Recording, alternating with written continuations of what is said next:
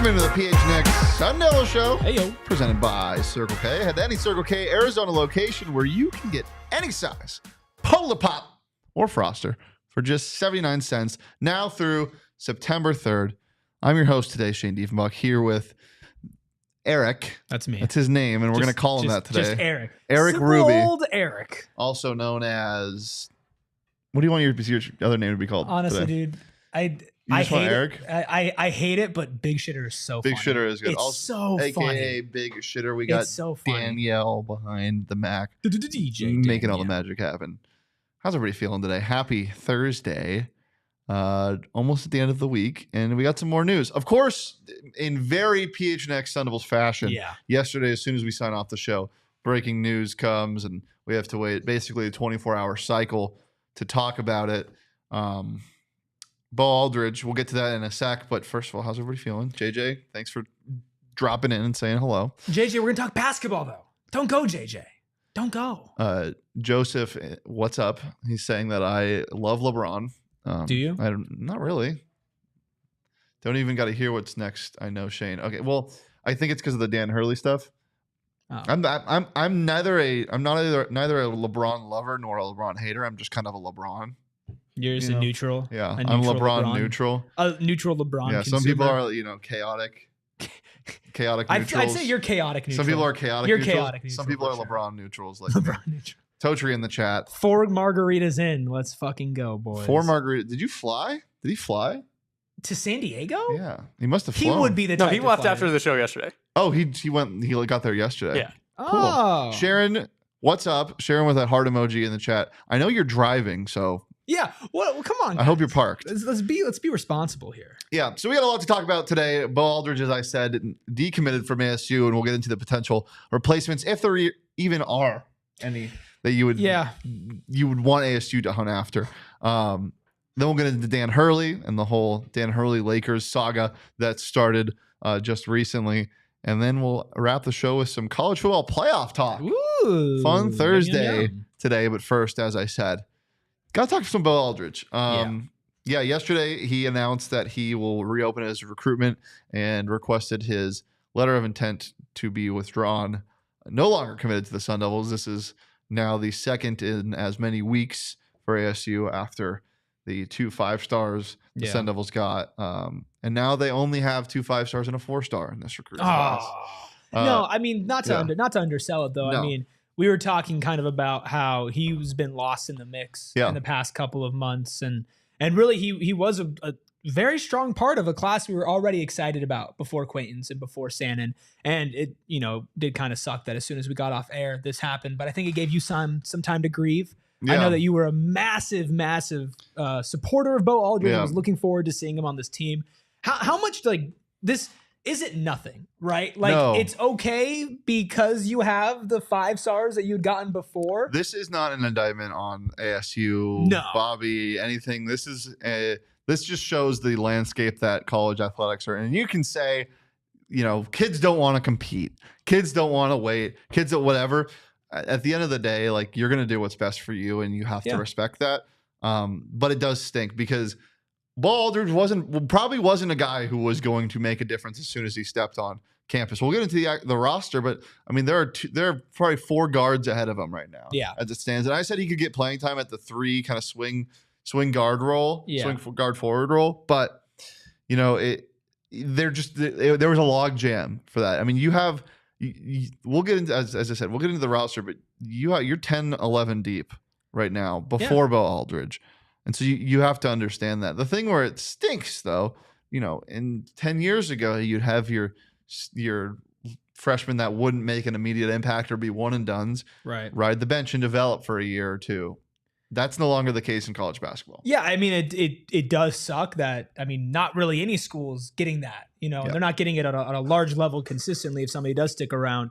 And I'm so torn with the whole people don't want to compete anymore, because I see why people would say that, right? Like, yeah, he's coming in at a loaded position, but he wants to play basketball. Yeah. Like that at the heart and soul of these people, like these guys, like they want to play basketball. Yeah. Right. Like if I was going to play college basketball and I could choose between a team that I could play on and a team that I can't play on, and if I'm getting, let's say, relatively the same amount of money, I'm probably going to choose the one that I can play, because Bo Aldridge is a believer in Bo Aldridge. Yeah. Right. And you have to go to the situation that's best for yourself. Now, you could argue that, iron sharpens iron, and you want to come in where there's a lot of talent, but it's not like there's just one or two in front of them. Right. I mean, we're looking at, like, you could have 5 players who, if they play really well, could crack the rotation before Bo Aldridge, right? And he could have come in and had a really impressive, camp and leading up to the season, and maybe he becomes a part of that rotation. But the margins are super thin when you have all the talent that ASU does have, which, again, it's a price of doing business now that you're getting some higher star guys. Especially like nowadays with this. Like he was playing in the overtime elite league where a lot of these higher rated players play in. Almost none of these guys who are committed to Division I Power 5 schools like have ever really sat in their lives. Right. And they play that ball year round. So the idea of that is just not appealing. And again, it makes sense. But especially when you're playing in a league like the overtime elite, like when you're playing against the best competition, you don't want to sit out a year. You're not going to sit out a year. No, just how it is. And again, this is just the world of college sports you're living in now. The people that want to compete thing to me is such a get off my lawn old man mentality to have. I understand why. Like, sports are forever changed, or college sports are forever changed. I've expressed my anger with how things are ran now, but at the end of the day, it's not an inherently bad thing that the kids have the power. No, like that's the reason for NIL. Like, they are the ones actually putting work in. They're the ones sacrificing, their a lot of their high school time to work on their craft. It is what it is. Yeah, I mean, it's the whole get off my lawn. People don't want to compete anymore. I don't think that applies to this situation. Now, you could look at a situation, let's say, Bo Aldridge was, already a year in, right? Coming back, had playing time, and then they get a commitment from a freshman, that's going to compete for a spot, and you leave. I think that plays more into they don't want to compete. But if you're a freshman looking to make an immediate impact as soon as possible, and like you said, you're used to playing year round all the time, and you're going to go play basketball at a Division I level, a Power 4 level now, like you think, and in their case, that you're good enough to contribute right away.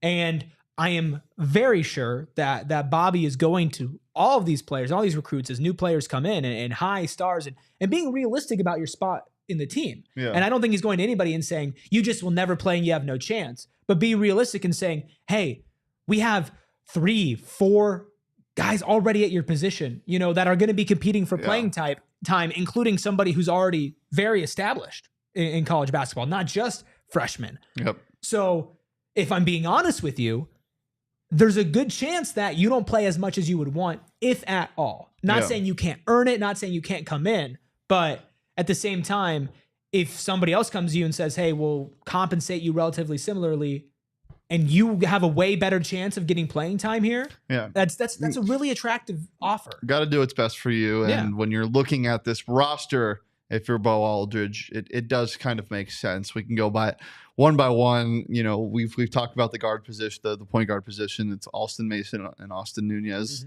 and reversible. Whichever one of those starts, I'm pretty confident in being okay with. At the 2 guard spot, you're going to have some combination of Miller, Sannon, Bryson Long.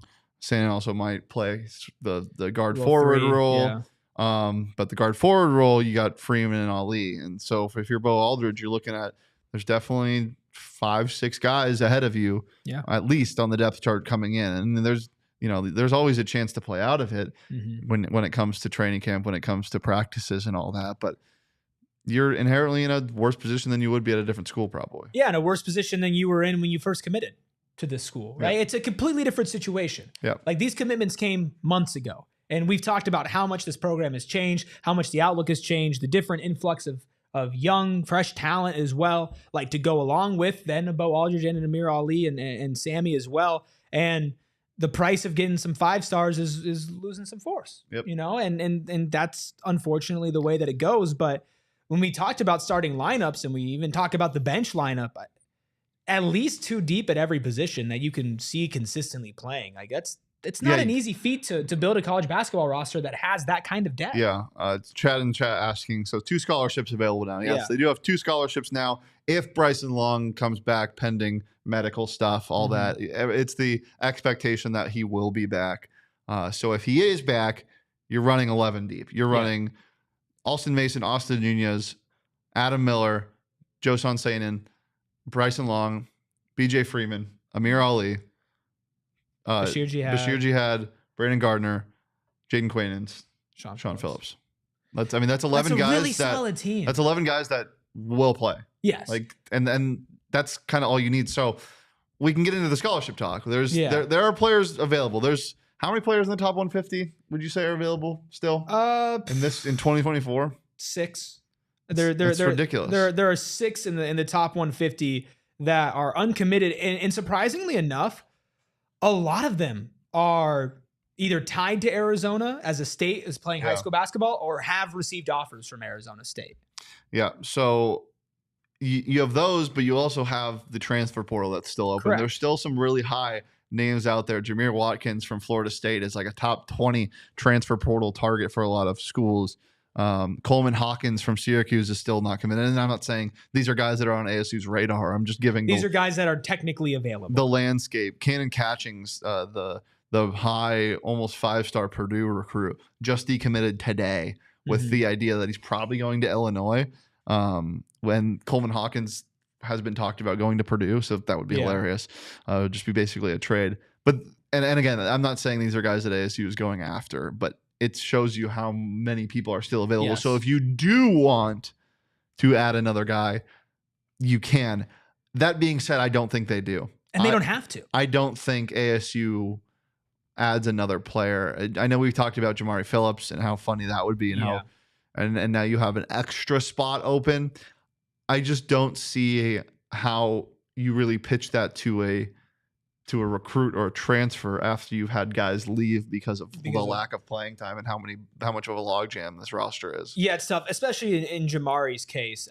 The top unsigned class of 2024 commit and a shooting guard at 6'3", so a little too small to play the 3, right? Like he could play the 1, but usually he's off ball.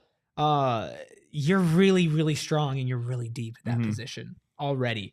But it's a pipe dream, and there is some ties. Now it's not likely. That would be by far, I would say, if you are going to fill out these last spots, that would probably be best case scenario. You might end up losing somebody else, but you're still getting a 4-star and a good 4-star is that. And then there's a couple other 3 stars that play around in Arizona. A couple names I'm probably going to mess up, but stick with me, and who knows, ASU might actually show interest in them. Jinna Dobual. Plays at Phoenix Prep, class 2024, then as a 3-star, about a mid 3-star. Higher 3-star is Makhan Diouf. He does have an offer from Arizona State, Cal, UCLA, UNLV, and USC, but USC just got another guy today. Yeah, no indication on where. And Diouf is a 6'11" power forward, and Dobual is a 6'8" small forward. So those are positions that could be a little bit more open for ASU. And then Luke Bamboy. I'm trying here, but there's no pronunciation guide. 6'10" center out of Compass Prep has offers from Cal, VCU, Georgia Tech, Houston, Iowa. Nothing from ASU yet, but a local kid as well. And then Zion Sensley is actually from San Francisco, California, 6'8" small forward. Does have an offer from ASU, Grand Canyon, Cal, Hawaii, and Louisiana Tech. He is a high 3-star in 24/7 Sports, and their composite, he actually does get up to a 4-star. Yeah. So those are some names along with Jamari Phillips that either have local ties playing here or do have offers from ASU that could slot into those positions. Jamari Phillips is a little bit more of an outlier as far as position goes, but the stars just kind of, validate interest. But at the end of the day, you don't have to fill those 2 scholarships. No. And we went over the roster. Doesn't really seem like they need to fill those scholarships. Yeah, I don't know how you're going to sell that to a player, and if you do grab somebody, they're going to come in with the idea that they're going to play, which inherently is going to push somebody else down. You're not going to run 11 deep. You're not going to run 12 deep. It just doesn't happen in college basketball anymore. Mm-hmm. And yeah, I think this is going to be a trend of college basketball, and football is different because there's so many injuries and whatnot, but especially college basketball, where you see teams not fill their scholarships every single year because of things like this. Like, it's just hard to get a guy to stick around and develop. And again, that sucks, but it's oftentimes for the player's best interest right now. Yeah. Looking forward, you probably are better off developing, but then you have to wait, and you're not making money. You're not doing all the stuff that you can. And then you go and you look around and you see other people making money and playing, and then you might say, oh, I'll sit at ASU for a year, right? And then you're like, well, I don't want to sit, so I'm going to go transfer. Yeah. And now you're ending up, well, I didn't play the first year. Now I'm transferring somewhere else. You probably just want to find a place that you can settle into and feel comfortable. And for what it's worth, all the players that I mentioned from Arizona are all still, they're top 10 players in the state. So not unworthy to take a shot with at the end of the roster, but like you're saying, how do you sell that to them as far as, hey, you're a top 10 player in your state, or in Zion Sensley's case, a top 20 player in the state of California, come compete for backup minutes on a consistent basis. It's a tough sell, but who knows? Maybe somebody wants to do it, but I don't know. I will end this conversation and move on to the next topic on this tweet from our friend Doug Tamro, saying, here's your reminder that there are 200 total minutes in a college basketball game, and no one redshirts. So if you think 13 scholarship players are cool with 15 minutes per game each, I have an oceanfront beach property in Elwood City to sell you. Basically meaning that is not true. There's no way anybody would want to do that. It's not feasible, and people aren't sitting out as much now. So it is what it is. This is the era we live in, and it stinks that you lose a guy like Bo Aldridge and Sammy Ine, but they're fine. You move on. And there's a chance that Sammy comes back. I doubt it, but there's a chance. He said when he's like, I'm opening up my recruitment with ASU still being an option. Something that's always an option for me is Circle K. They're America's thirst shop, and they got something for you all the time. The show's presented to you by Circle K, and I'm presenting you with this awesome deal. You can enjoy your member-exclusive beverage deal, 79 cents for a Polar Pop or a Froster now through September 3rd. All you got to do is join the Inner Circle, the new free membership program. Save 25 cents per gallon on your first 5. Phillips, no Sean here, just Circle K gas. Save 3 cents per gallon every day. And as I said, Polar Pop Froster for just 79 cents. Find it in the app under Inner Circle, then offers, and join Inner Circle today for free by downloading the Circle K app. Terms and conditions apply at participating locations. Visit CircleK.com for details. It's actually 79 cents for people who aren't part of the Inner Circle, but for all the smart people who have already joined Inner Circle, 69 cents. 69 cents. An extra 10 cents off. Extra 10 cents. What's better than that? We love that. We had some breaking news that kind of related to ASU a little bit, only related by blood. And that is Dan Hurley. Woes tweeted this out this morning. I know Shams had it too. Saying, breaking, the Los Angeles Lakers are targeting Dan Hurley to become the franchise's next coach. Going to be a massive long-term contract to bring the back-to-back national champion to the NBA. Ooh. This is such a weird. It's such a weird thing because it was like almost for sure gonna be JJ Redick. Yeah, this is Woj dunking on Shams a little bit. Yeah, they dunk on each other. They do quite often. I like to think both shorter men, by the way. Yes, nothing wrong with that. No, nothing. But sometimes they like to one up people even when they don't need to. Well, see, you didn't have to do that. What? I didn't do anything. But with the whole JJ Redick thing and now Dan Hurley, you have to wonder, it's like, was JJ Redick just talk? Just like, hey, we're also interested in somebody else? And it's been Dan the whole time? Because this isn't Dan Hurley will be the next head coach of the Los Angeles Lakers. It's the Los Angeles Lakers are targeting Dan Hurley. And he did say that Dan Hurley did talk to his team and say, I am in talks with them, but that doesn't mean he's going to do it. Because he's also in the middle of a contract negotiation with UConn. right? Like this could all be smoke on both ends. I'm gonna say he takes the job. I think he does. So the question that we're posing to you guys is, how does this impact college basketball? And Gringo Billy says in the chat, it means UConn will have a new head coach. That's about it, which is fair, yes. But you're also taking the best basketball mind in the modern era of college basketball out of college hoops, and one of the most dominant teams that we've ever seen. Yeah. You know, their leader and the orchestrator behind it as well. Like, you know, they're losing some players to the draft, and he's much needed for that machine to keep going. And right? he is not just a coach in this scenario. He is the reason why UConn is such a powerhouse. Yeah. Like, bar none, for sure. Yeah, I mean, UConn getting a new coach, but what we've seen is when these massive programs, when they lose a really well-established coach, it's kind of just a free-for-all. Well, right? I don't know about UConn. I don't know if UConn's going to have the same. It's not going to have the Calipari effect. I'll tell you that much. But it's got to have something close, because it's not like UConn was nothing before Dan Hurley. Well, right? Like, it's one of those schools that still has a good pull to it, and back-to-back national championships, which, yes, Dan Hurley was a massive part of. That's like not an unappetizing spot for a coach to go to. Yeah, no, yeah. Well, I think the idea they would hire from within. That's my guess, because of the culture that Dan has built there. But who knows? So then we got this tweet from John Fanta shortly after this. So the Woj tweet was early this morning. The tweet from Fanta was later in the day. Him saying, so John Fanta is the host of a Big East show, saying Dan Hurley met with his players at UConn this morning and informed them that he has been in talk with the Lakers, as sources tell Fox Sports. Hurley did not hide the fact that this is real and the Huskies have a new practice, and Hurley told his players, but for now it's business as usual.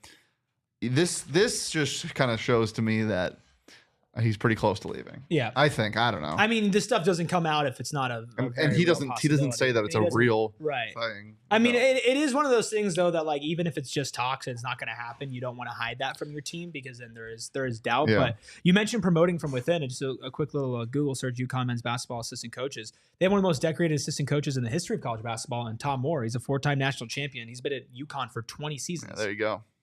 He was assistant for Jim Calhoun in 1994-2007. Oh my God. Yeah, and then he became a head coach. So he won with 3 different rosters, basically. Yeah. And then he became a head coach. 3 different eras. And then came back. And where was he a head coach at? I don't know. It just says okay. Before a successful head coaching stint. I could probably figure it out, but then he came back and joined Dan Hurley's staff in 2018, 2019. And so he did spend a season with Hurley in Rhode Island as well. So, I mean, he's definitely he has to be a candidate. He has to be a candidate. Like, do you think that Dan Hurley goes to the NBA? If you had to say right now? Yeah, I wouldn't be surprised if he ends his career back in college basketball, because we haven't seen a ton of super successful transitions from college to men's, besides, Brad Stevens, who didn't even want to be a coach for that long. Yeah. He's like, I'll just go be the best GM in the league instead. But when the Lakers offer you a massive long-term deal, and you see the state of the NBA in general, where these coaches are getting long-term deals, Monty Williams, and there's already reports that they're looking at moving on after 1 year. Again, it's the same thing with like players in NIL. It's like you see that money in front of you. Yeah. And it's a good situation. And if I suck, I get fired and I get to get paid get my money without doing anything. Yeah. Well, also, I saw a while ago, Dan Hurley did say like he would go to the NBA. He's like, I've always wanted to test myself, and if the right situation came up, I would come to the NBA. And I don't know if this Lakers team is the right situation, if they do lose LeBron, or if this is a we want LeBron to stay type of move. But being set up in LA with at least Anthony Davis and the Lakers brand, with probably about $10-ish million a year, I mean, it's not bad. Like, it's not a bad gig, man. It's not a bad gig. You're getting a pay raise. Yes. You're getting to coach one of the greatest players in the NBA, correct? And Anthony Davis, at least, and then if possibly James. The greatest player in the NBA ever, yes, in LeBron James, and you're in LA, with as you said, that brand, like, it is such an attractive thing. But the most attractive thing to me is if you fail, one, you get fired and you still get paid after that, but 2, you would 100,000 million% confirmed get a job back in college basketball. Yep.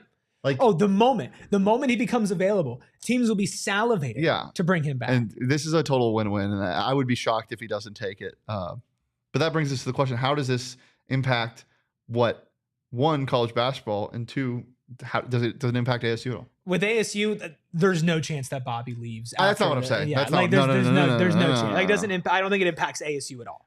The only way it impacts ASU, and this is like such a niche thing, is they're not. Look, Dan always wants the best for Bobby, and vice versa. Yeah, but they are coaches in the same sport, in the same space. So he maybe uses his contacts and his pull to help Bobby out. Yeah, he's like, hey, this is a guy that I would go to for this. This is the guy that I would go to for this. I'm not using these contacts anymore. And yeah, maybe they share them along the road, but that's the only way I see it affecting ASU. Yeah. The only thing this can be is a positive, is what I'm saying. There's no way that this impacts ASU in a negative way. Now, college basketball, like you said, you're losing one of the best offensive minds in college basketball, also just in basketball in general. Funny enough, JJ Redick had Dan Hurley on his podcast a couple months ago, and they posted a clip about, his offense and how he schemes it. And you want to know who commented on the clip? LeBron James. LeBron James commented, "I love his offensive mind, one of the best that we have in the game." Which fast forward, that's a funny little love triangle there. But it's also like it's also like you see a nice piece of steak and you like steak. You're going to say that's a nice piece of steak. Like, you don't know you're going to maybe be able to get that steak. Yeah, Dan Hurley, he has like the sexiest offense ever. Yeah. Like some of the stuff he runs is so fun to watch and so creative, and any basketball mind loves that too. But yeah, it's one thing if it's Joe Schmo, it's another thing if it's LeBron James. Right, yeah. And it also, like, what you might lose is, listen, you might lose a team that was going for a three-peat. Right? Yeah. Like, obviously this UConn team is going to take some pretty big hits with players that they lost, but I do enjoy dominance. Like, as far as like when sports comes, like when there's dynasties, like when it was the Warriors or even like the Patriots, like there is a part of me that doesn't like it, but there's another part of me that takes a step back, and it's like, I love seeing greatness, and I love seeing, teams coming together and performing at such a high level. There's almost nothing that you can do about it. Yeah. And you are losing the chance to see something absolutely insane in a possible three-peat. And if Dan Hurley had a Dan Hurley's way, they're going to dominate the entire way there, just like they did the last couple of years. So, you're losing out at a chance of that. But other than that, I don't see it change. Unless, another big coach, they don't promote from within, which, by the way, the more I read about Tom Moore, the more I'm so in on him. I mean, it also just like the reason why UConn works so well is the culture that he established there. Why would you not want to keep the same thing and just hire from within? That's right. Yeah. My 2 cents on it. Yeah. I mean, listen, the whole hire from within thing becomes a lot easier. We have a stud like Tom Moore. Yeah. I mean, this you guy, met this guy 5 minutes ago. You're in love with him. You pull up the resume. All right. You pull up the resume. This guy screams like college basketball, and I'm almost rooting for it. I want him to be this that college coach. hoop season is going to be something special. I mean, you're getting not only obviously the new look Big 12 and how much of a powerhouse it's going to be, the 9th, 10th best team, and probably the preseason power rankings has 2 5-stars coming in, which is ASU.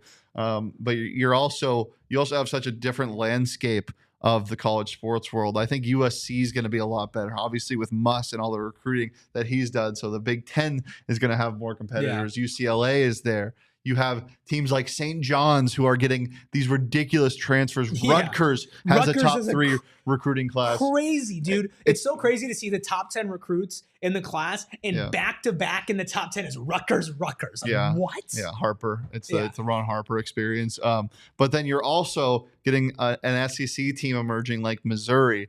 Then you're getting the complete switch of Kentucky that turns to right into Arkansas. Arkansas is going to be a top 5 team in preseason probably. Kentucky has over $4 million in NIL to draw from with Mark Pope as well.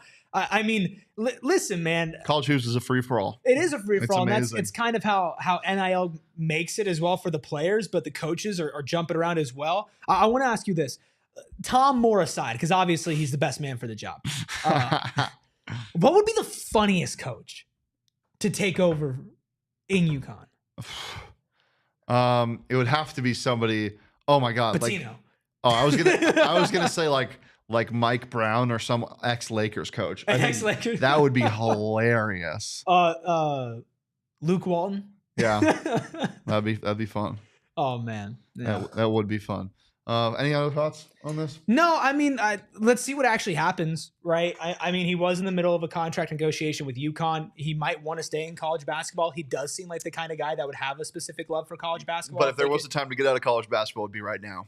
I'll tell you that. Well, not for him. He's killing it. Yeah, I know. He's killing it. Just the way the ever-changing I get rosters. it. I mean, listen, that's also a part of it where, like, do you want to – we talked to Kenny about this. It takes a special type of person. For sure. He's a special type of person. Yeah, to embrace the – and to be able to do it. But just because you embrace it and you do it doesn't mean that you don't see a side of it as, well, I don't have to deal with getting the players. I have to deal with coaching the players. And I also have maybe LeBron James next to me. Like there's a part of that could be enticing and I could just focus on coaching instead of everything else, which he's very clearly built for. But that doesn't mean that maybe a little reprieve for some more money, wouldn't hurt. But, who doesn't like some more money? Yeah. Shane, if I said, I'll give you more money right now, would you say yes or no? I'd say, please.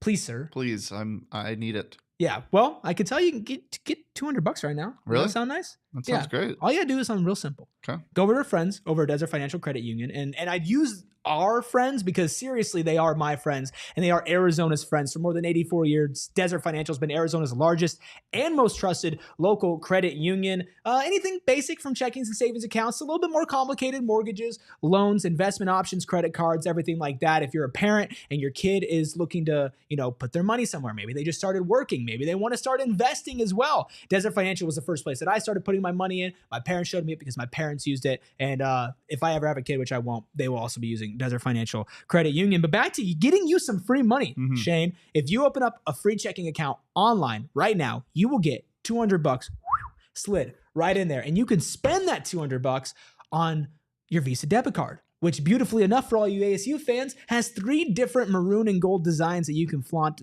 Sparky everywhere that you go. All you have to do is go to desertfinancial.com/ASU to get started, open up a free checking account, get your $200 and then pick whichever Visa debit card you'd like, whatever design. And then you can go around mail and you can wave your credit or your debit card around. Don't show people the numbers, but say, hey, look what I have. Look what I have.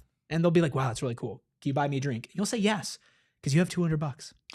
I have some fun news. Oh, yeah? So reading in a Fox Sports article about who they would use to hire from within, because they do say hire from within. They didn't say anything about your boy. Well, how dare they? But Kamani Young and Luke Murray, who is the son of Bill Murray. No way. Yes, and the guy that is credited with a lot of the offensive success at UConn other than Dan. Is that not really? Is that not hilarious? Really? Yep, that is Bill Murray's son. That's Bill Murray's son? I saw Bill Murray at all the games. I never put that together. Maybe I just wasn't listening to the broadcasts. People probably think we're stupid. Well, no, because Bill Murray would go to a bunch of other games. Like he's been at like other college basketball games. But still, well. Guys, before we get into our final topic, leave a like. Make sure you subscribe to the YouTube channel. Leave a 5-star review wherever you get your podcasts. Got a bunch of people in here. Only a couple of likes. Leave a like for us. We'd much appreciate it. And leave a like for Kenny. Yeah, there we go. As well. Attention. Yeah.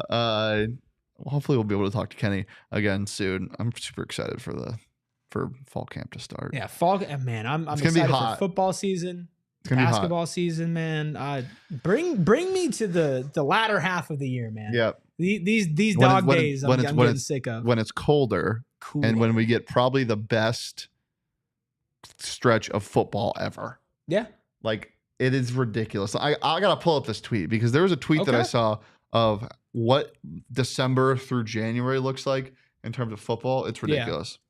Yeah. Well, I mean, listen, if we get that stretch of football along with ASU basketball starting up as well, and if they start hot and the Big 12 conference competition is going to be roaring as well. I mean, listen, right now we're talking a lot of recruits, we're talking a lot about what ifs and everything like that. We appreciate everybody who's in here, but you better be back here when it's time to actually watch these games, watch these teams, enjoy these sports, and hit me with that schedule. Okay, so let's pull up the new college football playoff format. This is what the schedule looks like. It's very robust. Yes.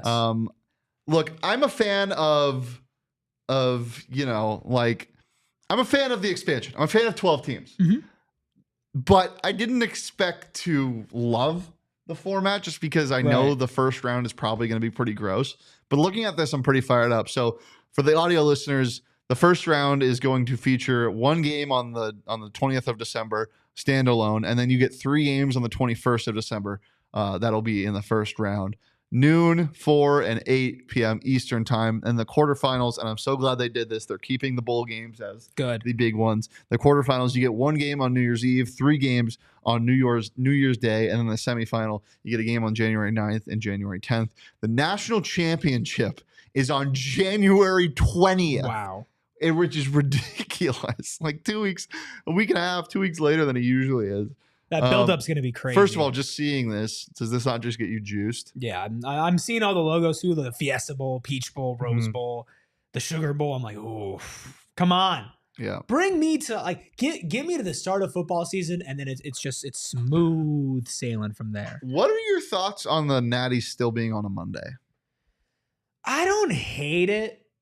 I think I would prefer something over the weekend. But it does give you an excuse to just be excited at work all day. Be excited. And I think for us, it's a little bit different because, like the game going on, if you're at work, like you're able to watch it and stuff like that as well. But it does give you something to look forward to. I also get to go to the national championship every year. So it's a big flex over here. So it's nice having a full weekend and a Monday off. Oh, look at you. I know. Look at you. Big time. And it's in Atlanta this year, so that'll be fun. And then it's in Miami next year. Ooh. Turn me up. All right. Anyway, so that's all well and good. That's an awesome schedule on top of the NFL season. But we get this, Field Yates tweeted this out. So these are all one day after the other. Browns, Bengals, which is hilarious.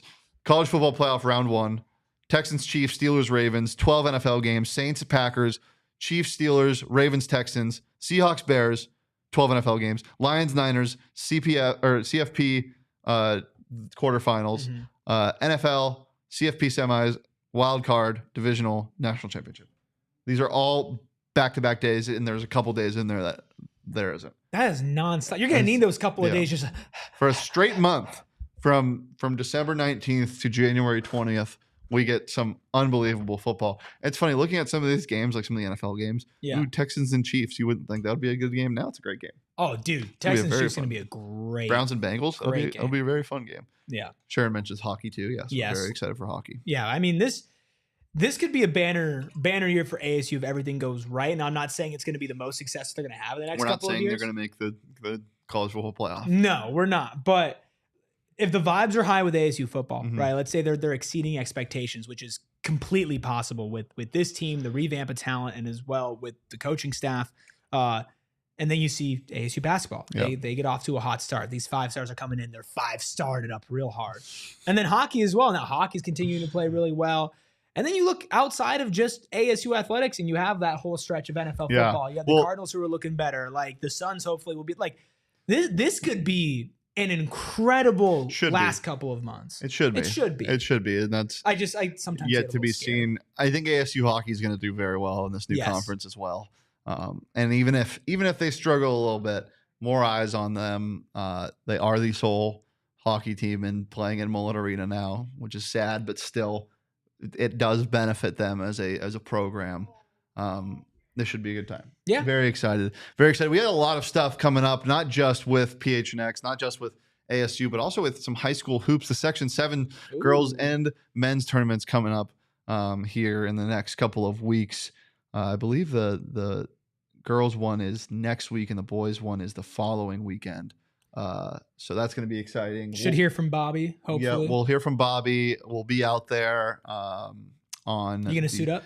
I'm not going to suit up, but we will have some video of recruits and hopefully some sound from Bobby if he's willing to give us the time and just talk to him about this whirlwind that's been this ridiculous recruiting class and transfer portal season. Yeah, and I mean, we haven't been able to obviously speak to Bobby. He hasn't come out and done any, press conferences or anything. But if you do want to kind of get a look inside of what he's thinking and with this whole recruiting class and moving to the Big 12, I want to remind everybody that Craig Morgan has an article up on gophnx.com right now, an exclusive one-on-one with Bobby Hurley, who called in from his vacation in Japan.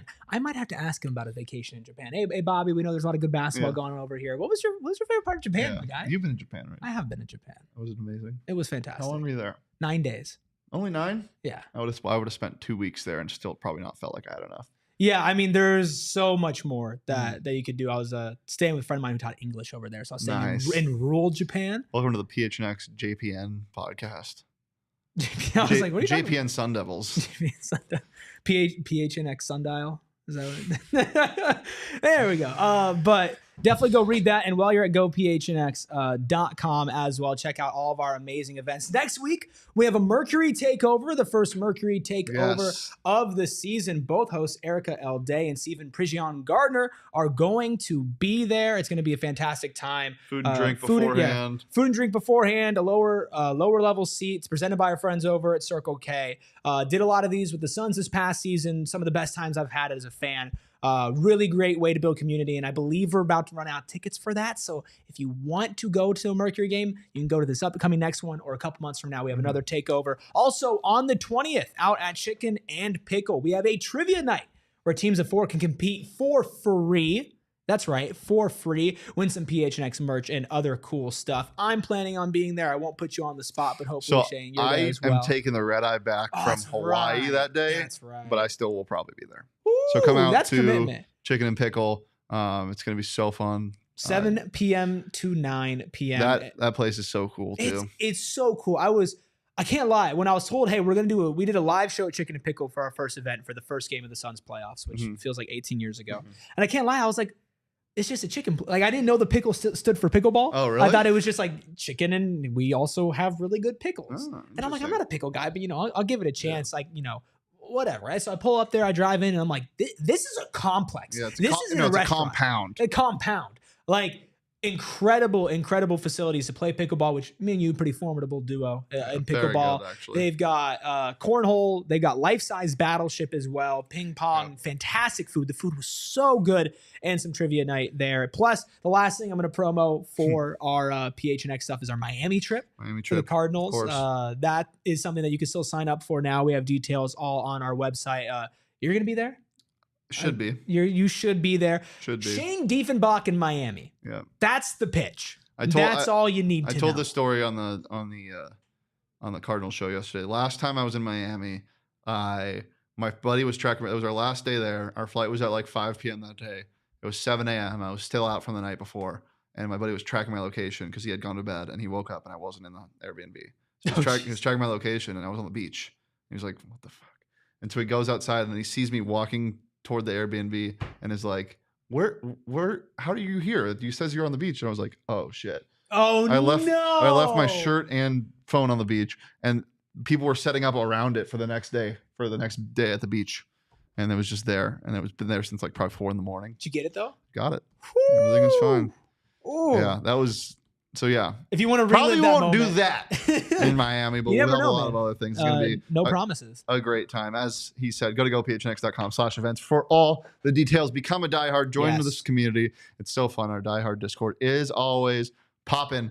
And yeah, it's been a pleasure as always, guys. Anything else? I think that's it. We got a fun idea for tomorrow. Yeah, it should be a fun show tomorrow. Fun flavoring Friday. We got Hot or Not, and I'm not gonna tip our hand yet, but we're giving out some awards. We're gonna we're gonna have an award show tomorrow. Some awards that me and Shane made up, and so it's gonna be a really fun time. You're not gonna want to miss that. Plus, we will have an audio only episode coming out this Saturday, but for diehards is going to be released earlier, probably sometime tomorrow, with some video as well, so keep your eye out for that. So much, if you become a diehard, you can get some extra content from us. Really good time. Make sure you do that. But I think that's about it for now. It's about all we got. You can follow me on Twitter at JD. If you can follow Eric on Twitter at Eric Ruby, that's Eric with a K, and you can follow Danielle on Twitter at Abracadanielle. And yeah, it's been a pleasure as always, guys. We'll see you tomorrow for a Flavoring Fridays. But until then, peace. We all silly like the mayor.